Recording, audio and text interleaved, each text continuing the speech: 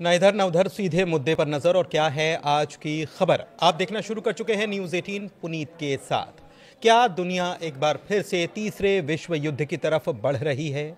हम बात इसलिए ये कर रहे हैं क्योंकि रूस और यूक्रेन के बीच अब जो स्थितियां हैं वो बहुत ज़्यादा तनावपूर्ण हो रही हैं और बहुत बड़ा अटैक यूक्रेन की तरफ से रूस पर किया गया और रूस ने भी बड़ी तैयारी कर ली है। लेकिन इस बीच अमेरिका की तरफ से बयान आया कि रूस आग से खेल रहा है। चीन की तरफ से अमेरिका के लिए बयान आया कि अमेरिका आग से खेल रहा है। रूस की तरफ से अमेरिका के लिए बयान आया कि हम एक ही चीज जानते हैं जो बहुत बुरी है और वो है वर्ल्ड वॉर 3। परिस्थितियां क्या हैं, अभी क्या हालात बन रहे हैं, इन्हीं को समझने के लिए चर्चा की करते हैं शुरुआत। अंकुर त्यागी मेरे सहयोगी मेरे साथ मौजूद हैं, सीधे उनके पास चलते हैं और उनसे समझते हैं अभी के मौजूदा हालात को। अंकुर जी। देखिए, मौजूदा हालात की अगर हम बात करें तो इस तरफ इस समय जब हम ये वीडियो बनाएंगे या जब हमारे दर्शक देखेंगे, उस वक्त एक मीटिंग हुई अहम इस्तांबुल में, जिसमें दोनों देशों के बीच में, यूक्रेन के बीच में और रूस के बीच में बातचीत हुई। लेकिन मीटिंग ऐसे एब्रप्टली ख़त्म हुई और ये ऐसा मतलब क्योस था वहाँ पे कि जो यूक्रेन के जो नेगोशिएटर थे, रूस के साथ जो बात कर रहे थे, उनके लैपटॉप भी ओपन रह गए और वो मीटिंग छोड़ के चले गए। फिर बाद में किसी ने बताया कि यार आपके तो लैपटॉप भी ओपन है, तो फिर उन्होंने जल्दी जल्दी वो लैपटॉप बंद किए। मतलब इस तरह का क्योस और एक एनिमिटी, हॉस्टिलिटी ऐसी देखने को वहाँ पे मिली। ये मीटिंग ख़त्म हो चुकी है। याद होगा आपको, हम इस मुद्दे को पहले भी डिस्कस कर चुके हैं। एक पुराने वीडियो में मैंने कहा था, जिसमें मैंने ये अपना एक नज़रिया पेश किया था कि ये बातचीत तब तक नहीं हो सकती जब तक अमेरिका इसमें इन्वॉल्व नहीं होगा, ट्रंप नहीं होंगे। टर्की ने एक कोशिश की, टर्की चूंकि वो थोड़ा सा अपना इन्फ्लुएंस दिखाना चाहता है, बट इस नेगोशिएशन में रूस और यूक्रेन के बीच में जो डिफरेंसेस हैं वो इतने बड़े हैं, उतने ज़्यादा हैं कि उनको एक या दो मीटिंग में पार पाना या उनसे एक दो मीटिंग में ख़त्म करना आसान नहीं है। इसमें एक बड़ा नेगोशिएटर चाहिए जिसका नाम है अमेरिका। अब अमेरिका की बात नहीं सुन रहा रूस, ये अलग मुद्दा है। मुद्दा अलग है, लेकिन अभी जो कल जो अटैक हुआ, कल जो खबर आई, उसके बाद ये मीटिंग होना, तो मीटिंग तो खैर पहले से शेड्यूल थी इसलिए मीटिंग हुई, लेकिन उसके बाद तो जाहिर सी बात है कि रूस का $2 बिलियन का नुकसान कर दिया। 2 नहीं, इससे ज़्यादा है पुनीत। ये तो एस्टिमेट आपने बताया, लेकिन और मीडिया रिपोर्ट्स कुछ कुछ और ज़्यादा फिगर को बता रही हैं। लेकिन सवाल ये है कि रूस के अंदर जाके उनके एयरबेस पे ओपन में खड़े जो 4000 किलोमीटर दूर, 4000 किलोमीटर, जहाँ वो उम्मीद भी नहीं कर सकते। 4000 की एक बड़ा बॉर्डर होता है, अगर मिसाइल फायर करेंगे तो इंटरसेप्ट हो जाएगी, और कोई फाइटर प्लेन आएगा तो वो 4000 किलोमीटर कैसे बीच में उसको डॉग फाइट में स्क्रम्बल कर दिया जाएगा। पॉइंट ये है कि ये बड़ा एक बहुत ही प्रिसीशन अटैक था, जिसमें मुझे लगता है कि प्लानिंग ये वेस्ट की थी, इसमें यूक्रेन के बस की नहीं था। ये हुआ, ये प्लान किया गया, हो सकता है कि इसमें ब्रिटेन इन्वॉल्व हो। खबर ये आई थी कि ये अटैक करने के पहले यूक्रेन ने अमेरिका को इत्तला कर दी थी। नहीं, वो इत्तला जरूर की हो, लेकिन जो यूरोप है, यूरोप बिल्कुल खड़ा है। आप देखिए, आप इसे डिनाई नहीं कर सकते कि जो वापस जो ड्रोन थे ये ब्रिटिश मेड थे, ये जर्मन मेड थे कुछ इसमें। तो ऐसा नहीं है कि यूरोप पीछे से लड़ाई नहीं लड़ रहा। जिसको भी ये गलत फहमी हो कि यूक्रेन अपने मन से लड़ाई लड़ रहा है, नहीं, यूरोप खड़ा है। और क्यों वर्ल्ड वार 3 की बात आती है, आप याद कीजिए ना कि जब जर्मनी में रेड आर्मी आ गई थी, यानी कि रूस की सेना आ गई थी, तो पूरा यूरोप रशिया को एज ए थ्रेट मान रहा है। त्राहिमाम मच गया। हाँ, वो मान रहा है कि ये थ्रेट है पूरे यूरोप के लिए, क्योंकि अगर रशिया ने वो तबाही मचाई जो वर्ल्ड वार के टाइम पे हुई थी, तो फिर उसका कब्जा हो जाएगा। मतलब बेसिकली सर्वाइवल की जंग मान रहे हो। लेकिन वो इस नहाज पे क्यों आई, इस लेवल पे क्यों आए, उसकी वजह क्या है? उसकी वजह है उनकी पॉलिसीज। जब आपका यूरोपियन यूनियन वहाँ तक सीमित हो गया था, तो आपको यूक्रेन को उसमें शामिल करने की जरूरत क्या थी? नाटो में। मेरा नाटो में ऑफर कर रखा है आपने। हाँ। पहले नाटो में और फिर यूरोप में, है ना। आप क्यों अपना विस्तार करना चाहते थे? तो जब आप अपना विस्तार करना चाहते थे तो रूस भी है, तो रूस का एग्रेशन आएगा। तो फिलहाल ये स्थिति है। देखिए, पहले यूक्रेन ने अटैक किया, फिर रशिया ने फिर कल अटैक किया, और एक जो सूमी शहर है वहाँ करीब 15 किलोमीटर अंदर तक रूसी सेना आ चुकी है इस वक्त। मतलब जो बड़ा अपडेट है वो ये है कि फिर रशिया की जो फ्रंट लाइन बॉर्डर्स पे जो एग्रेशन बढ़ गया, हाँ वो एग्रेशन बढ़ गया, और उनके जो टैंक्स हैं उन्होंने जो अपनी आर्म्ड है ब्रिगेड है उसको आगे और खिसकाना शुरू कर दिया कि आप जितना एरिया कब्जा सकते हैं। एक रिपोर्ट थी अनकन्फर्म्ड 191 स्क्वायर किलोमीटर का एरिया उन्होंने और कब्जाया है। एक चीज और है कि ये 4000 किलोमीटर दूर जाकर सर्बिया में ये प्लेन, ये अड्डे, ये सैटेलाइट इमेजिंग, ये सारी चीजें अमेरिका सपोर्ट, अमेरिका की धमकी की आग से खेल रहे हैं और आग का गोला सर्बिया में बरसा दिया गया। आपने बहुत अच्छा सवाल पूछा है और यही प्रेजेंस ऑफ माइंड होती है जब हम कोई डिस्कशन करते हैं।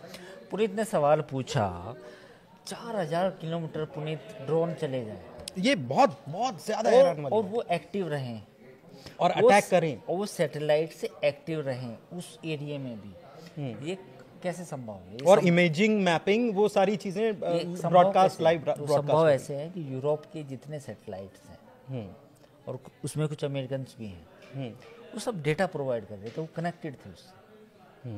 सारे सैटेलाइट, जो भी सैटेलाइट यूक्रेन ने भेजे थे, all of them are connected with the European satellite, इधर अमेरिकन सैटेलाइट। अच्छा, एक चीज और है कि जिस ट्रक से वो ड्रोन्स भेजे गए, बाद में उसमें आग लग गई, ये बिल्कुल मोसाद स्टाइल था। हाँ, ये मोसाद वाला स्टाइल था। हाँ।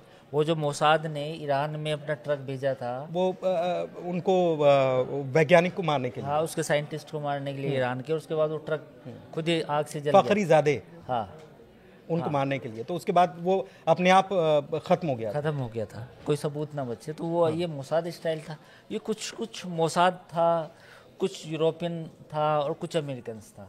तो मुझे लगता है कि CIA और MI5 ने काफ़ी प्लानिंग की थी इसकी। अच्छा, एक चीज़ और है कि अमेरिका तो ये कह रहा था कि हम सपोर्ट कम कर रहे हैं, पीछे तो जारी ये था, सब, लेकिन ये देखिए, यही तो बात है ना, ये छाती चौड़ी हो गई होगी ज़ेलेंस्की की, जो, हाँ बिल्कुल, ये तसव्वुर जो पैदा किया जाता है कि जी एक पल में हम नाराज़ हैं।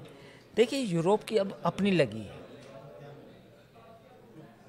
अगर रूस ने यूक्रेन को अच्छे से ठोक दिया, मतलब, तो रूस के चुप बैठेगा, रूस आगे भी जा सकता है। हाँ, तो वो कह भी रहे थे कि हम बफर जोन बनाने वाले हैं, यूक्रेन तक, पूरा पोलैंड की बॉर्डर तक बफर जोन बनाएंगे। बिल्कुल, अगला निशाना पोलैंड भी हो सकता है।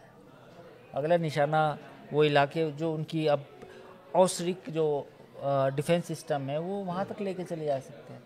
तो पुतिन ने क्या कहा? पुतिन का बयान आया ना, आपने सुना होगा।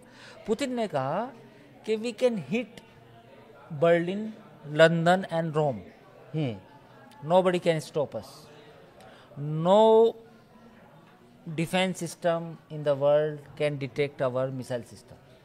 उन्होंने बोला है, थ्रेटनिंग है, बिल्कुल खुल के कि जो वेस्ट खेल रहा है हमारे साथ, ये वेस्ट भूल ना जाए कि रूस का जो नया मिसाइल सिस्टम है, एडवांस मिसाइल सिस्टम है, उसकी जद में पूरे यूरोप के जितने भी बड़े शहर हैं सब उसकी जद में हैं और कोई इंटरसेप्ट नहीं कर पाएगा।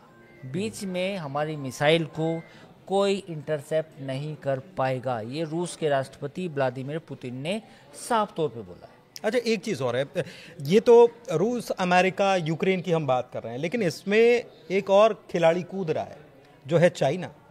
और दिलचस्प बात यह है कि डोनाल्ड ट्रंप, अमेरिकी राष्ट्रपति, कहते हैं कि रूस आग से खेल रहा है, फिर चाइना अमेरिका को समझा रहा है कि आप भी आग से खेल रहे हो।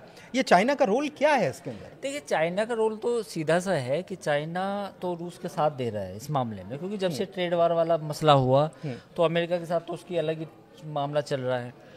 ट्रंप ने सब गड़बड़ कर दिया बेसिकली। अगर आप एक लाइन में मेरे से सवाल पूछें, पूरी दुनिया में जो, ये मैं नहीं बोल रहा, लोग कहेंगे कि आप कौन होते हैं, आप तो कुछ इतने बड़े वो भी नहीं है।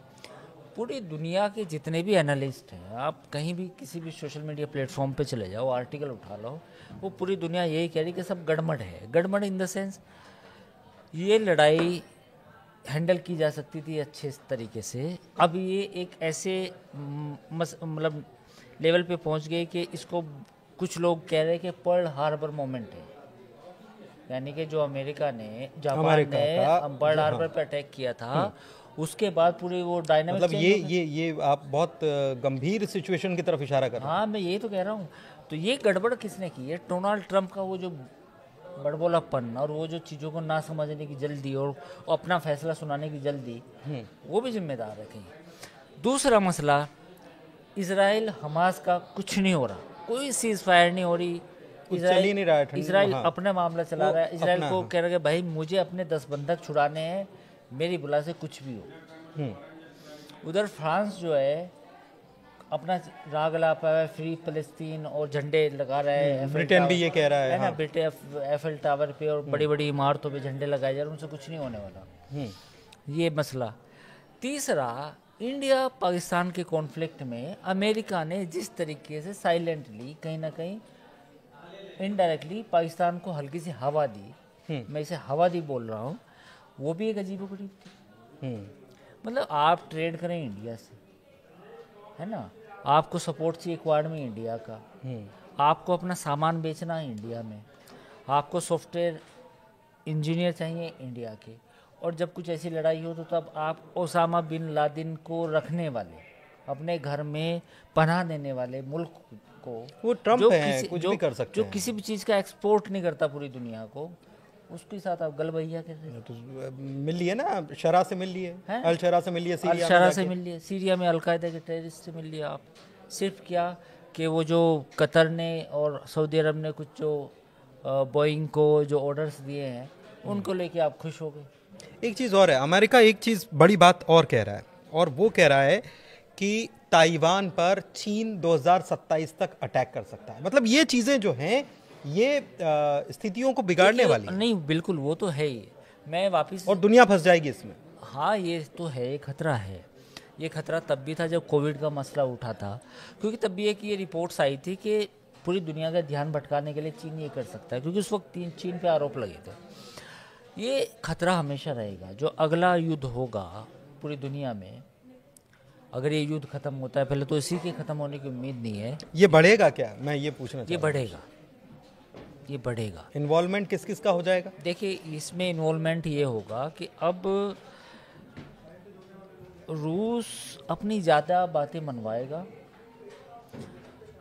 यूक्रेन के पास कुछ ज़्यादा चीज़ें नहीं हैं, और जो तबाही अभी मचेगी रूस की तरफ से वो बड़ी होगी। यूक्रेन की तरफ से भी मचेगी? यूक्रेन भी करेगा। यूक्रेन के तो सारे सपोर्ट मिल रहा है, यूरोप है, बिल्कुल सपोर्ट तो मिल रहा है। लास्ट में देखिए, ये जब क्रेजी वाला ट्वीट आया, जब डोनाल्ड ट्रंप ने क्रेजी कहा, उसके बाद अमेरिका ने, यूरोप ने अंदर खाने यूक्रेन को सपोर्ट दिया है, हथियार भेजे, पैसा भी भेजा है, अप्रूवल भी दिया है अटैक का। ऐसा नहीं है कि अप्रूवल नहीं, टेक्निकल सपोर्ट भी है, टेक्निकल सपोर्ट भी है, सैटेलाइट सपोर्ट भी है, टेक्निकल सपोर्ट भी है, सब कुछ है। तो अब वो जो क्रेजी वाला ट्वीट था या क्रेजी वाला पोस्ट था, उसके बाद तो चीज़ें बदल गई। उसके बाद तो ट्रंप को भी लगने लगा कि ये सबक तो सिखाना पड़ेगा। हाँ, रशिया को थोड़ा सा डाउन करना पड़ेगा, तब जाके मानेगा।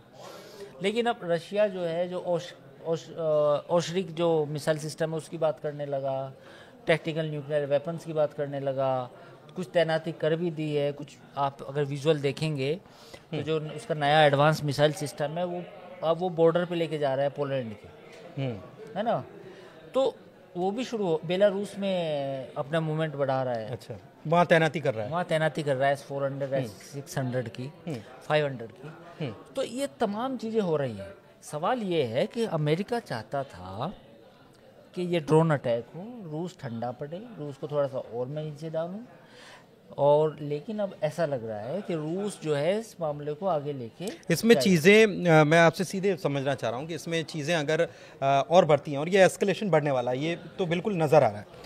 इसमें यूक्रेन के साथ आकर क्या सीधे तौर पर जर्मनी या ब्रिटेन या फ्रांस या पोलैंड या ईरान रशिया की तरफ से या चाइना रशिया की तरफ से ऐसी चीज़ें बनती हुई दिख रही हैं क्या? क्योंकि ये वर्ल्ड वॉर 3 की स्टेज पर तो आकर खड़े हो गए, ये आप कह रहे हैं। हाँ, ये तो मैं कह रहा हूँ। ये मेरा एनालिसिस ये है कि वर्ल्ड वार होना हो, पर आपने एक स्टेज सेट कर दी। मतलब मल्टी कंट्रीज जो हैं वो अब इस कॉन्फ्लिक्ट में शामिल हो रही हैं। नहीं, पूरा यूरोप एक साइड है, अमेरिका उनके पीछे है, और दूसरी तरफ रूस है। रूस और पीछे से कुछ चाइना कह सकते हैं, चाइना का सपोर्ट है रूस को। और रूस अगर पोलैंड या फ्रांस या कहीं और अटैक करता है तो ये तो नाटो बनाम हो जाएगा। बिल्कुल वो भी हो सकता है। और सवाल ये है कि अगर रूस कोई बड़ा अटैक करता है तो फिर रूस के ऊपर भी पूरा यूरोप मिलकर अटैक कर सकता है। हालात तो वही बनेंगे ना। और फिर ये अब देखो उनका पुतिन ने क्या कहा, जिस मिसाइल सिस्टम की मैं बात कर रहा हूँ ओश्रिक की, वो 30 सेकंड में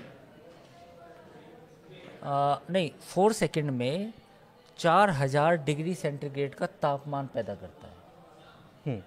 मतलब जो मिसाइल जब वो गिरती है तो उस एरिया में 4 सेकंड में 4000 डिग्री सेंटीग्रेड, यानी इट मीन्स कि जो भी चीज़ वहाँ होगी वो राख बन जाएगी। मतलब ज्वालामुखी। तो it is yes and it is equivalent to परमाणु अटैक। आप इसे परमाणु अटैक नहीं कह सकते, बट ये परमाणु अटैक से भी कम नहीं है।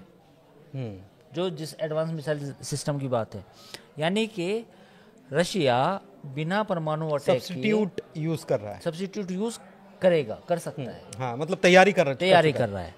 तो पॉइंट ये है कि अगर रूस ऐसा करता है तो रूस का ये भी कहना है कि अगर हम पे अटैक हुआ फिर तो हम लंदन, बर्लिन, पेरिस हम भी 32 के लिए तैयार रहिए। फिर आप फिर वही है, तो चीज़ें और बढ़ रही हैं, मुश्किल होती जा रही हैं।